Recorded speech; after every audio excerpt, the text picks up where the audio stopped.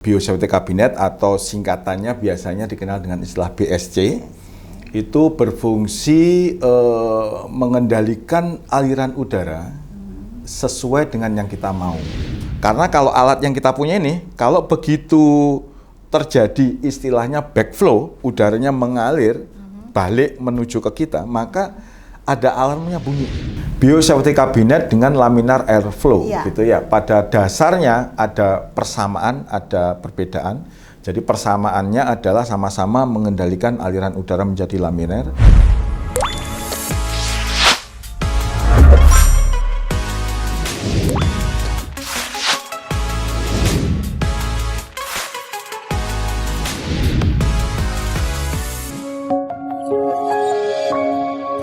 Selamat pagi Sobat FMM semua yang selalu setia menyaksikan podcast FMM kami, Famous FMM Podcast.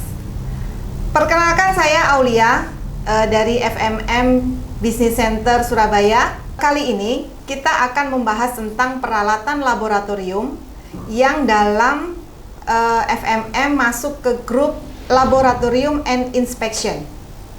Telah hadir bersama kita Bapak Habib Mustafa selaku Sales Engineer dari grup LBI Business Center Surabaya. Selamat pagi Pak Habib. Selamat pagi Aulia. Cukup banyak peralatan laboratorium akhir-akhir ini dari jenis dan fungsinya. Namun kali ini kita akan lebih mengenal Biosafety Cabinet. Ya. Bisa tolong dijelaskan Pak Habib, apa yang dimaksud dengan Biosafety Cabinet? Ya, baik Aulia, pertanyaannya sangat menarik sekali. Apa sebenarnya yang dimaksud dengan Biosafety Cabinet, kan seperti itu. Jadi kalau kita lihat dari nama barangnya Aulia, di situ ada kata-kata kabinet. Ya. Kan gitu ya, kabinet. Jadi kalau kawan-kawan pernah melihat, memang secara fisik dia seperti kayak kabinet begitu, di mana di dalam alat ini punya volume udara tertentu. Nah, pertanyaan berikutnya adalah, terus apa ini fungsi alatnya, kan begitu? Kalau yang saya lihat ini ada kata-kata safety nih. Yes, exactly. Pengaman gitu ya. Betul. Jadi ada kata-kata safety, artinya memang salah satu purpose dari alat ini adalah memastikan faktor safety tadi, Aulia. Kan gitu. Jadi Biosafety Cabinet atau singkatannya biasanya dikenal dengan istilah BSC itu berfungsi mengendalikan aliran udara sesuai dengan yang kita mau. Jadi bahasa sederhananya seperti itu. Jadi artinya begini Aulia, kalau kita lihat di sekitar kita ini kan banyak udara ya, banyak udara. Dan dia rata-rata udara di sekitar kita ini karakteristiknya mayoritas dia bersifat turbulen. Artinya turbulen, dia ini alirannya ini tidak menentu. Jadi bisa ke atas, ke kiri, ke kanan dan seterusnya, kan gitu ya. Bahasa awamnya seperti itu. Nah, pada kondisi tertentu maka udara yang bersifat turbulen ini harus dikondisikan sedemikian rupa sehingga dia mengalir secara laminar. Gitu ya. Jadi dia mengalir dengan kecepatan tertentu begitu, dan dia searah. Nah, kan gitu. Jadi kenapa harus diatur seperti ini? Karena memang inilah cara yang bisa dilakukan dalam rangka memenuhi faktor keamanan alat tadi. Gitu. Poinnya sudah nangkep belum? Ya, sudah. Sudah nangkep ya. Sudah. Jadi BSC itu terdiri dari berbagai macam, kan gitu ya, berbagai macam model, dan salah satunya ini dia memiliki fungsi memproteksi lingkungan, Aulia. Jadi lingkungan itu bisa laborannya, bisa ruangan tempat dia berada, macam-macam, kan gitu. Nah, kenapa lingkungan itu harus diproteksi? Karena memang sampel yang sedang dihandle ini sifatnya infeksius atau bisa menginfeksi dia melalui media udara. Oh, jadi Biosafety Cabinet ini yang disafetykan itu sampel-sampel itu? Yang disafetykan macam-macam, bisa safety sampelnya yang diamankan begitu ya, bisa lingkungannya yang diamankan begitu. Jadi tidak selalu lingkungannya yang diamankan, tapi sometimes memang sampelnya yang harus aman, karena sampel ini harus steril, tidak boleh terkontaminasi dan seterusnya dan seterusnya. Nah, yang menarik Aulia adalah kita tahu udara ini kan nggak kelihatan ya. Iya. Nggak kelihatan kan. Kalau kita tanya misalkan, kamu percaya nggak udara itu ada, ya setiap orang pasti akan menjawab percaya, meskipun tidak bisa dilihat. Nah, problem berikutnya adalah bagaimana kita memastikan udara ini mengalir seperti yang kita mau. Contoh misalkan begini ya, kita maunya nih memproteksi diri kita. Jadi udara itu mengalir dari luar masuk ke dalam chamber, tidak keluar lagi kena ke kita. Karena kalau kena ke kita, kebetulan misalkan sampelnya infeksius, maka material yang berbahaya itu bisa menginfeksi kita melalui udara yang berbalik arah ke kita, kan gitu. Betul. Nah, bagaimana kita bisa memastikan itu, Aulia? Nggak kelihatan udaranya.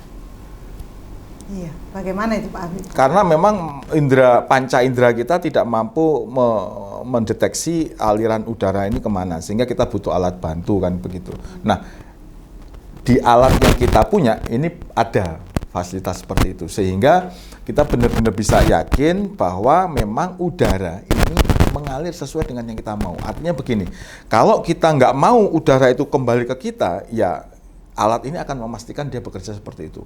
Nah, gitu Aulia. Cuman yang menarik Aulia, kadang customer yang kita hadapi ini karakternya kan beragam, macam-macam dia. Karena kalau alat yang kita punya ini, kalau begitu terjadi istilahnya backflow, udaranya mengalir balik menuju ke kita, maka ada alarmnya bunyi. Oh, oke. Kan gitu, sensor yang ada di alat menangkap bahwa udara yang harusnya masuk keluar, misalkan gitu ya.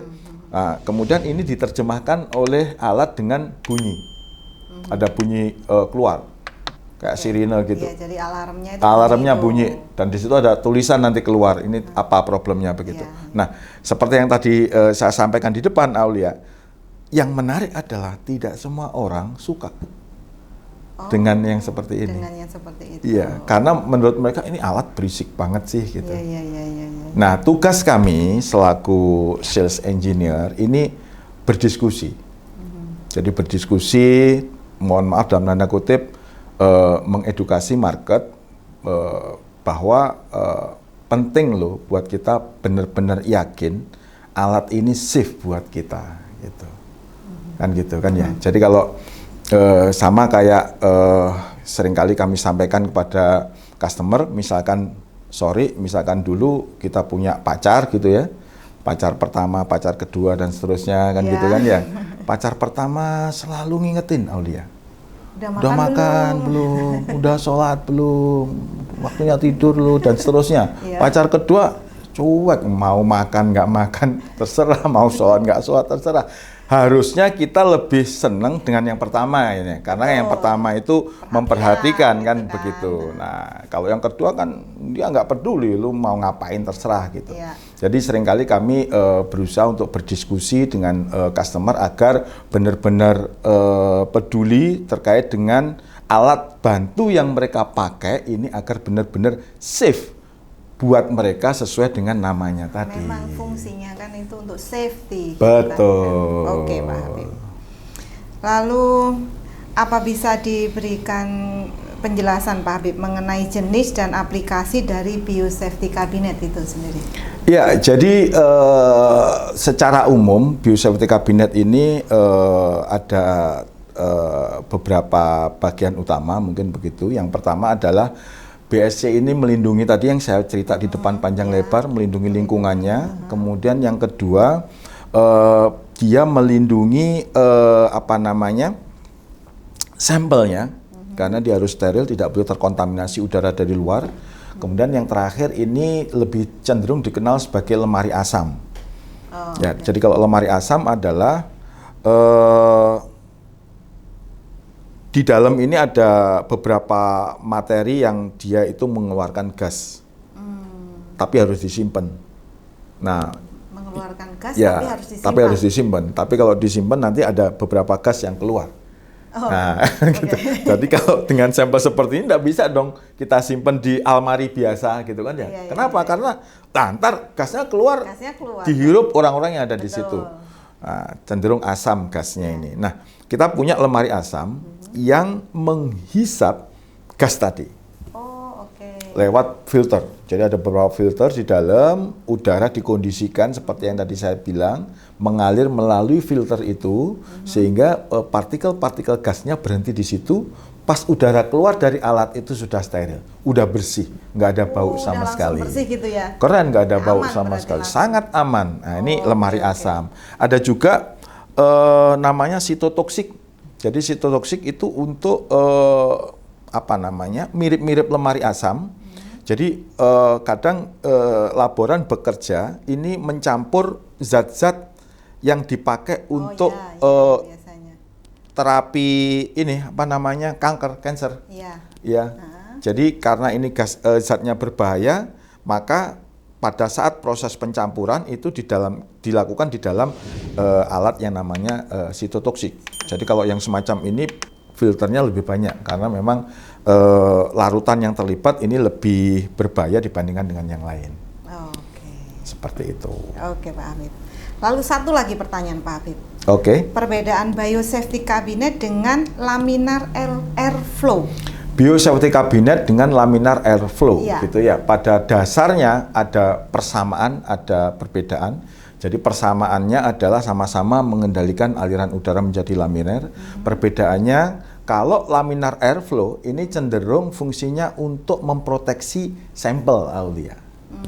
Ya, jadi memproteksi sampel. Tapi kalau BSC, biosafety cabinet, ini lebih cenderung purpose-nya adalah memproteksi lingkungan di sekitarnya. Jadi dari sisi purpose-nya sudah berbeda antara biosafety cabinet dan laminar airflow. Laminar airflow ya, LAF ya. Nah, sebelum ditanya lagi, LAF itu ada dua macam juga. Ada yang namanya horizontal laminar airflow, ada yang vertikal laminar airflow.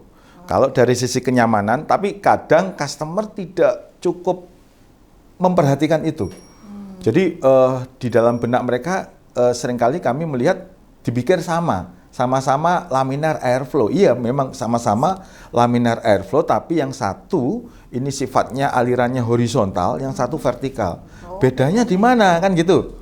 Bedanya di mana? Kalau dia itu horizontal, Aulia, maka udara ini mengalir langsung kena ke kita. Jadi dalam bekerja itu kita kayak kena di depan kipas angin gitu. Jadi langsung kena ke kita, sehingga tidak terlalu nyaman ya buat user karena dia bekerja tapi anginnya kena dia terus. Yang diproteksi kan sampelnya nggak boleh terinfeksi oleh udara di luar. Jadi dia dihembuskan tepat di depan kita gitu. Pas kena laborannya. Jadi kalau kawan-kawan di tempat bekerja memiliki laminar airflow dan cara kerjanya seperti itu, ini termasuk yang tipe horizontal. Nah, ada juga yang tipe vertikal. Kalau yang tipe vertikal, maka udara ini dari luar dihisap masuk ke dalam, ya kan? Kemudian ada filter di situ yang menyaring udara itu sehingga ketika masuk ke dalam chamber itu posisi sudah steril dan dibawa naik ke atas, makanya disebut vertikal. Artinya apa? Artinya usernya tidak kena udara angin tadi, jadi lebih nyaman.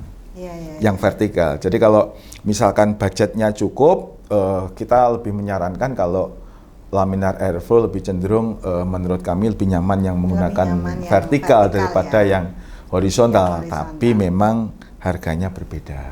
Oke. Gitu. Ada harga, ada rupa. Itu dia. Oke, Pak Habib, terima kasih atas semua penjelasannya. Gitu? Baik. Kita sampai ketemu lagi nanti kapan kita bikin vlog lagi. Oke.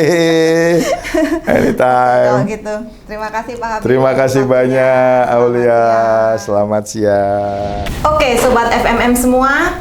Itu tadi penjelasan dari Bapak Habib Mustafa selaku Sales Engineer di FMM Business Center Surabaya. Jika sobat FMM semua ada pertanyaan, silahkan komen di bawah ya. Dan jangan lupa untuk subscribe, like, and share. Oke, terima kasih semua. Sampai jumpa di podcast berikutnya.